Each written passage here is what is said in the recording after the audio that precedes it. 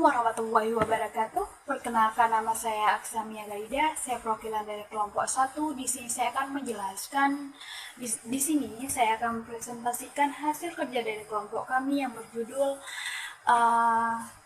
model dan organisasi kurikulum. Baiklah, di sini yang bakalan jadi materi pertamanya yaitu saya sendiri, Aksamia Gaida. Yang kedua ada Meli Anita, yang ketiga ada Rani Purwati, yang keempat ada Satria Hastuti, yang kelima ada Nur Saiba, dan yang terakhir ada Hesi Faria Lubis. Baiklah, pada bab pertama saya akan menjelaskan tentang model kurikulum. Pada bagian ini saya akan menjelaskan 4 model kurikulum. Di sini yang pertama saya akan menjelaskan tentang model dan kurikulum pendidikan. Di sini dibagi lagi menjadi 2. Yaitu yang pertama ada model dan kurikulum pendidikan. Pada bagian ini dibagi lagi menjadi 2, yaitu yang pertama model pengembangan kurikulum. Apa sih model pengembangan kurikulum itu?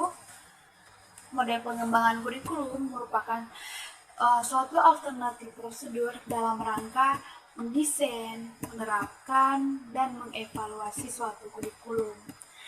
Dan yang kedua ada fungsi daripada model. Seperti kita ketahui, salah satu fungsi utamanya yaitu sebagai pedoman bagi seorang guru untuk memilih model pengembangan yang sesuai dengan pelaksanaannya, sesuai pengembangannya di lapangan. Dan yang kedua ada model-model pengembangan kurikulum. Pengembangan kurikulum merupakan suatu alternatif prosedur dalam rangka mendesain, menerapkan, dan mengevaluasi. Pengembangan kurikulum ada beberapa model yang dapat kita dalam pengembangan kurikulum ada beberapa model yang dapat kita gunakan, yaitu setiap modelnya memiliki kekhasan tertentu, baik dilihat dari tahapan pengembangannya yang sesuai dengan pendekatannya. Dan yang ketiga ada komponen daripada kurikulum. Komponen kurikulum dapat juga kita lihat berdasarkan siklus pengembangan kurikulum. Setiap perbuatan kurikulum diarahkan untuk mencapai tujuan tertentu, dan untuk mencapai tujuan-tujuan tersebut diperlukan isi atau materi yang harus kita sampaikan kepada siswa melalui proses atau kegiatan yang sistematis. Maka dapat kita simpulkan bahwa ada 4 komponen pokok kurikulum, yaitu yang pertama ada tujuan dan yang kedua ada isi materi, yang ketiga ada proses, dan yang terakhir ada evaluasi. Dan yang terakhir yang bakalan saya jelaskan yaitu model Miller-Zeller. Model ini dibagi menjadi 2, yaitu yang pertama ada klarifikasi orientasi kurikulum. Langkah pertama ini ada perbedaan dengan model sebelumnya. Model ini mengorientasikan pandangannya filosofis dan sosialnya.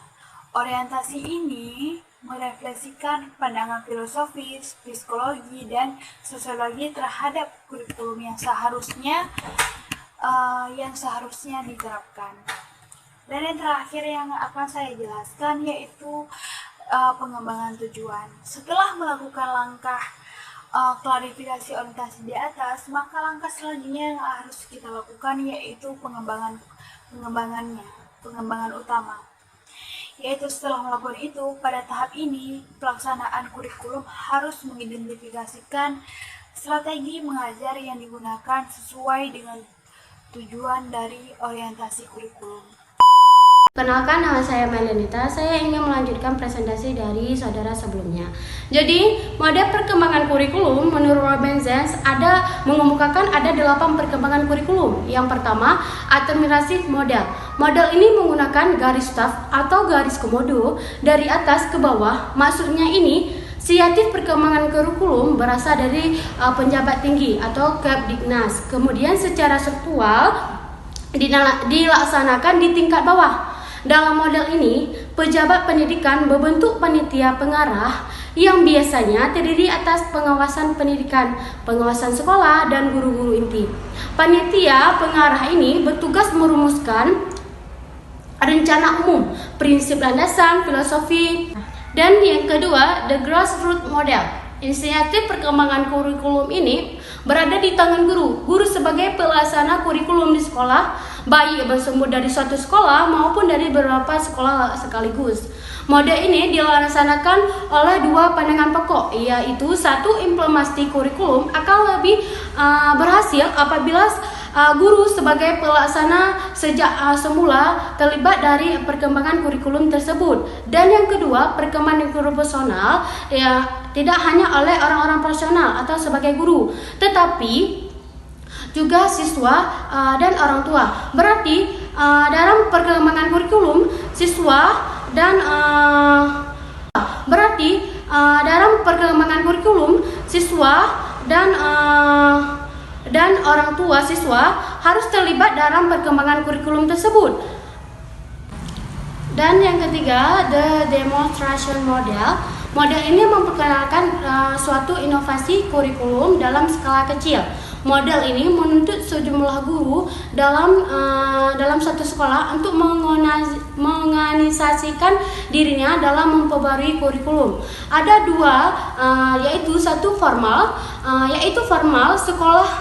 sekelompok guru diorganisasikan dalam satu sekolah terpisah mengembangkan proyek perlukan kurikulum. Baru jika berhasil baru dilaksanakan kepada sekolah. Dan yang dianggap kurang formal, dan yang keempat, become step model. Ada beberapa baru dianggap berhasil apabila kurikulum tersebut melihat area, memilih, dan berorganisasi peranan tujuan dan materi perkembangan kegiatan belajar dengan desain dan pelaksanaan kurikulum secara sistematis dan evaluasi. Kita harus mengevaluasi kegiatan dan hasil yang dicapai oleh kurikulum tersebut, apakah berhasil atau tidak. Oke, bismillahirrahmanirrahim. Assalamualaikum warahmatullahi wabarakatuh. Perkenalkan, nama saya Rani Perwati. Di sini saya merupakan salah satu anggota dari kelompok 1. Di sini saya sebagai pemateri ketiga. Saya akan melanjutkan presentasi dari rekan saya Meli Anita mengenai model pengembangan kurikulum menurut Robert Jayes. Di sini saya akan membahas tentang model pengembangan kurikulum. Pertama yang akan kita bahas itu dimulai dari Taba Inverted Model, di mana beliau membahas bahwa model ini dimulai dengan melakukan eksperimen, revisi, dan juga diimplementasikan. Model ini juga bersifat indukatif. Dalam model ini ada juga sebuah pembatasan. Beliau percaya bahwa esensiasi proses deduktif ini cenderung untuk mengurangi inovasi kreatif dari seorang siswa.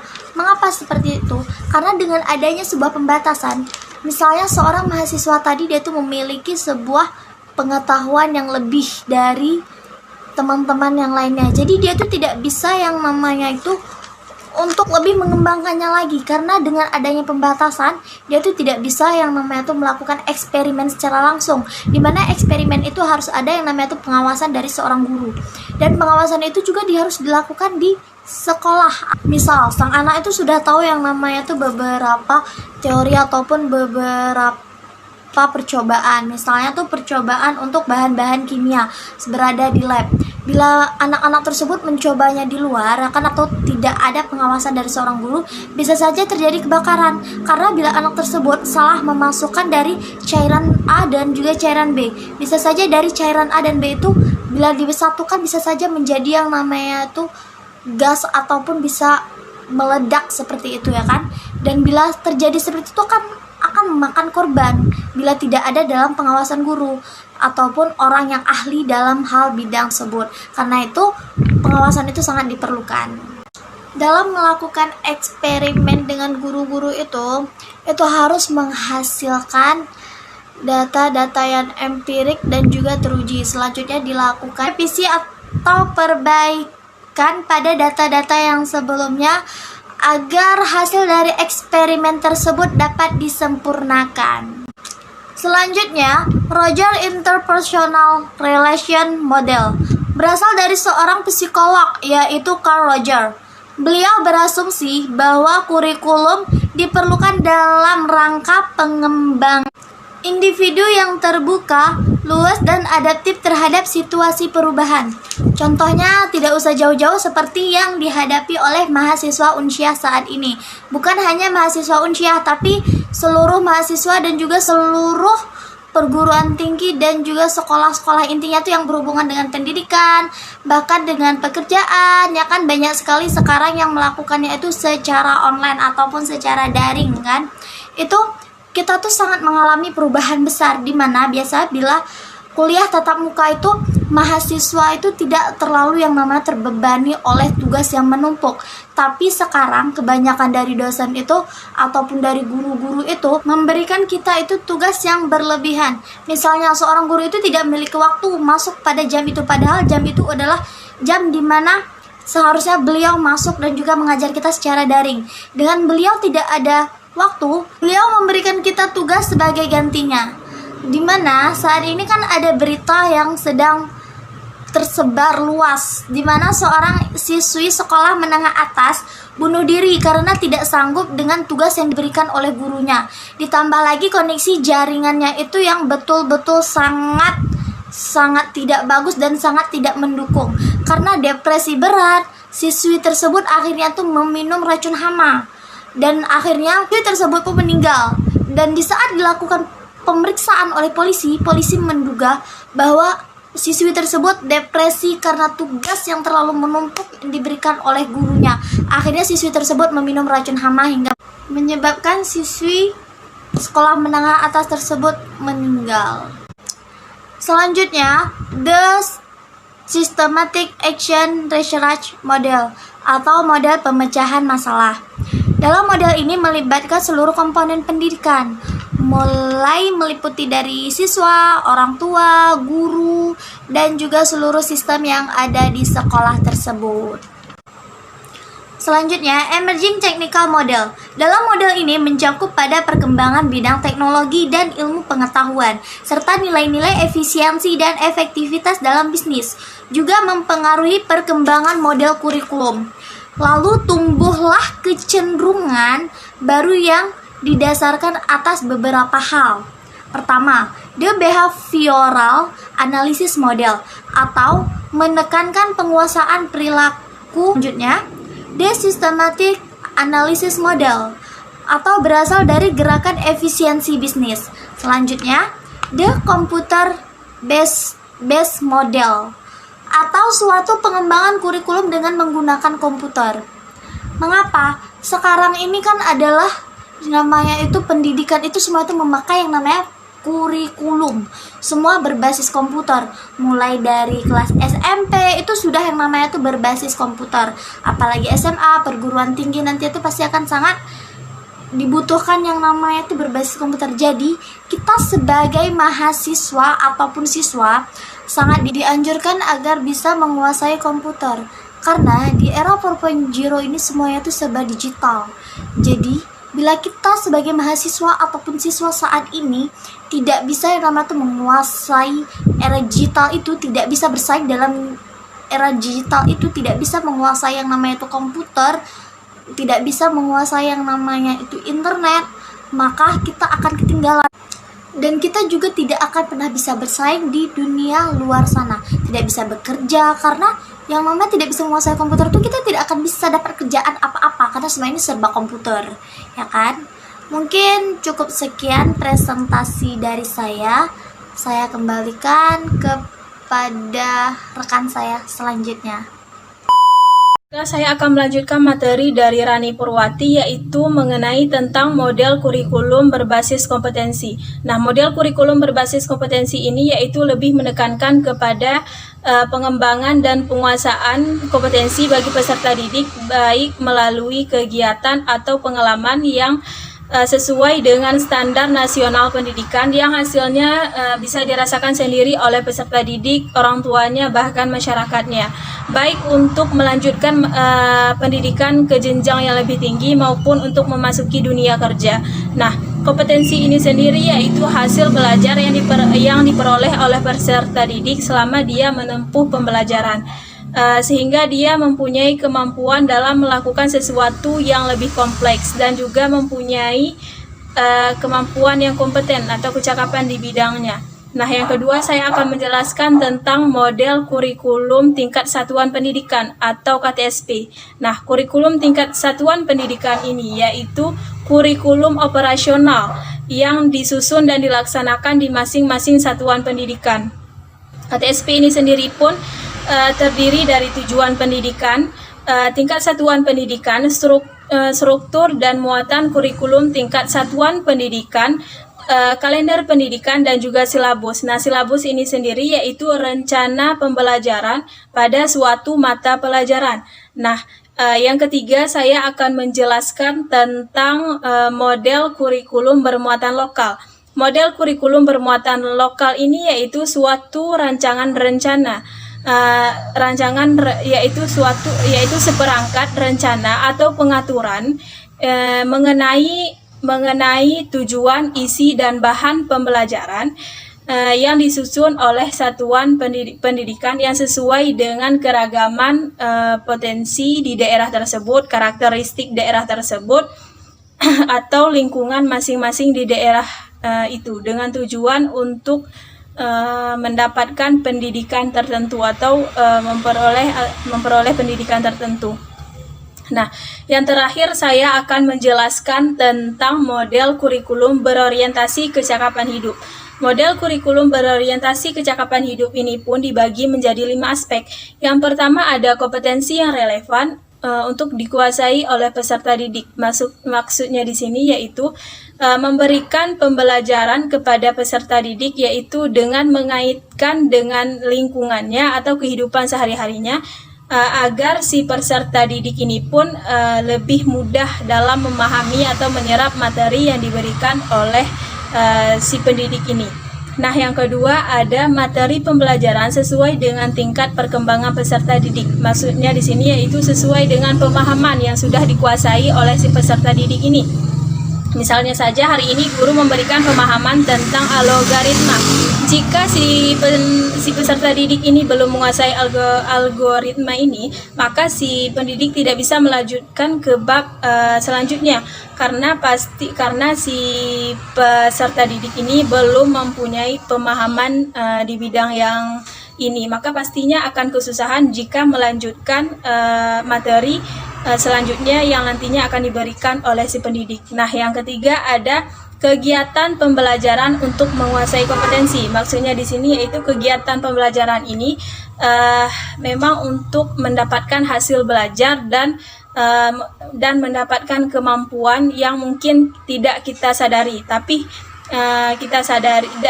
bisa saja kita sadari ketika telah melakukan proses pembelajaran dan telah mendapatkan hasilnya. Jadi kita mengetahui bahwa kecakapan kita di bidang ini misalnya. Nah, yang keempat yaitu fasilitas alat dan sumber belajar yang menunjang dan memadai. Nah, maksudnya di sini yaitu si pendidik menyediakan media yaitu seperti surat kabar atau majalah dan media lainnya, yaitu yang media yang disediakan itu memang sumber informasi bagi peserta didik, sehingga si peserta didik ini pun dengan mudah menyerap informasi yang diberikan oleh si pendidik ini. Nah, yang terakhir yaitu kompetensi yang dapat diaktualisasikan dalam pola kehidupan peserta didik sehari-hari. Maksudnya di sini yaitu kompetensi atau hasil belajar yang diperoleh dapat diaplikasikan di kehidupan sehari-hari sehingga bermanfaat bagi si peserta didik ini, yang dapat menyelesaikan problematika di kehidupannya atau di kehidupan di lingkungannya ini. Hanya itu yang bisa saya sampaikan. Terima kasih. Baiklah, selanjutnya pengertian organisasi kurikulum. Pengertian organisasi kurikulum merupakan pola atau desain bahan kurikulum yang bertujuan untuk mempermudah siswa dalam mempelajari bahan pelajaran sehingga berjalan dengan efektif. Organisasi dibagi menjadi dua aspek. Yang pertama, keseimbangan dalam substansi bahan ataupun isi kurikulum. Yang perlu diperhatikan adalah substansi yang dipelajari siswa jangan sampai terjadi pengulangan ataupun materi yang diajarkan loncat-loncat sehingga tidak jelas atau tidak teratur. Salah satu pendekatan yang digunakan adalah pendekatan spiral.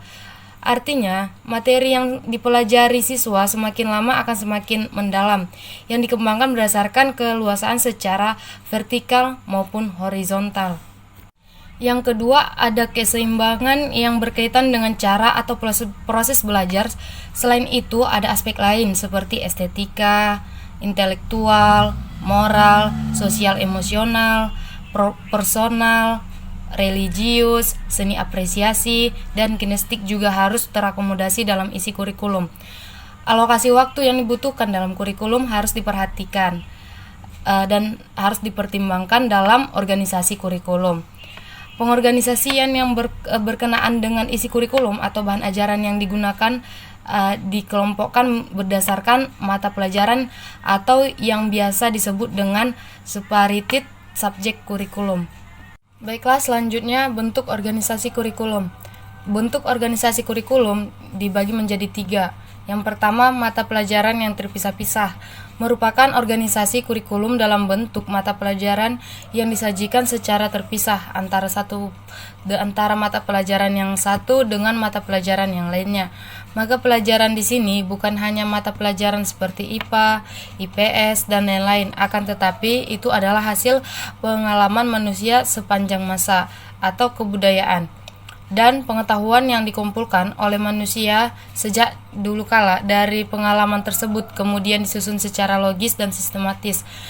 Adapun tujuan dari organisasi kurikulum berbentuk ini menurut S. Nasution adalah tujuannya agar generasi muda mengenal hasil-hasil kebudayaan dan pengetahuan manusia yang telah dikumpulkan selama berabad-abad agar mereka tak perlu mencari dan menemukan kembali apa yang telah ditemukan generasi terdahulu. Yang kedua, mata pelajaran gabungan. Korelasi kurikulum yang sering disebut dengan Bradfield adalah penyatuan beberapa mata pelajaran yang sejenis seperti IPA yang di dalamnya ada beberapa mata pelajaran seperti fisika, kimia, dan biologi, dan IPS yang di dalamnya ada beberapa mata pelajaran seperti geografi, ekonomi, sejarah, dan sosiologi.